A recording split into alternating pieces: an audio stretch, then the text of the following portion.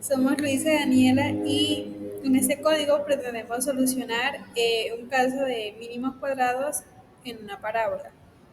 Entonces, lo que primero hicimos fue importar las librerías que vamos a utilizar. NumPy para manejo de vectores y matrices, Matplotlib para graficar. Entonces procedimos a ingresar los datos de X y los datos de Y que nos daba el ejercicio. A partir de ahí procedimos a calcular como las sumatorias que vamos a utilizar para este método. Entonces empezamos con n, con lo que básicamente como contamos los datos que hay en x, ¿no? El vector de x, luego suma x, donde sumamos cada dato de x, suma x al cuadrado, que es que cada dato de x al cuadrado se sumó, lo mismo con x a la 3, cada dato de x al cubo se sumó, con x a la 4, lo mismo. Luego se sumaron los datos de y, luego se sumaron cada dato de y multiplicado por cada dato de x. Y finalmente cada dato de x al cuadrado por cada dato de y. Luego de ahí se procedió a construir las matrices que vamos a solucionar con este sistema de ecuaciones, ¿no? Entonces la matriz A esa sería la primera fila, la segunda fila y la tercera fila. Lo mismo con la matriz B, la primera fila, la segunda fila y la tercera fila. A partir de ahí se procedió a construir como la función que nos iba a resolver ese sistema de ecuaciones. Usamos linear solve con que era de la forma A por X igual a B. Y ya esto nos arroja los valores de x0, x1 y x2, que son los coeficientes de la función cuadrática. De allí en adelante ya procedemos con la función polyfit. Eh, Básicamente lo que vamos a hacer con la función polyfit es los datos del vector x, los datos del vector y el 2 implica que es una función cuadrática. Luego pasamos a imprimir como los datos, empezamos con los datos de los mínimos cuadrados, tenemos el dato del término cuadrático, el término lineal y el término independiente. Luego los datos obtenidos con la función polyfit los imprimimos acá.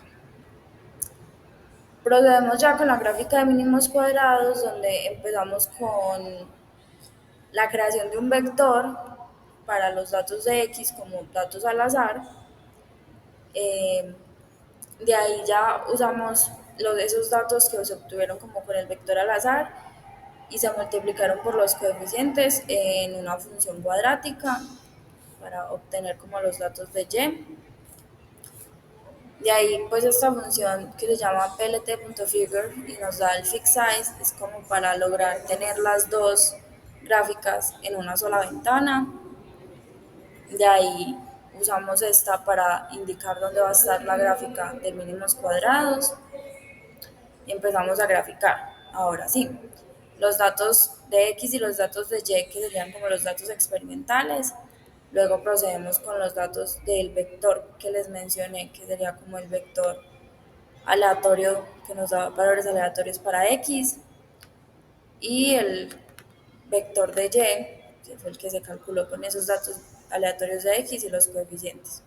A esta la llamamos como curva de mínimos cuadrados. Luego pues le damos un título a ese gráfico, le damos un título al eje X, un título al eje Y, activamos una cuadrícula y le pedimos que nos muestre las leyendas.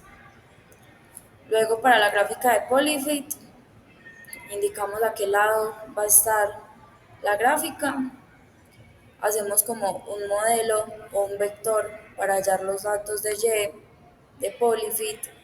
Entonces usamos los valores de polyfit que habíamos obtenido más arriba y los valores de xt, que serían como el vector aleatorio que se obtuvieron acá. Procedemos ya nuevamente a graficar los datos experimentales y a graficar la curva polyfit con los datos aleatorios del vector x y con los que se obtuvieron del modelo de y de polyfit. A esa curva la llamamos curva polyfit, le damos un título al gráfico, título a los ejes, mostramos una cuadrícula y mostramos las leyendas. Ahora, al correr se obtienen como estos términos con el de mínimos cuadrados y estos términos con la polyfit. Vemos que efectivamente son los mismos, entonces sí Se puede concluir que fue se un buen puede, se ajuste. puede concluir que el ajuste fue bueno y ya acá arriba se pueden ver como las gráficas. Esta sería la gráfica de los mínimos cuadrados y esta de la función polyfit. Y ya.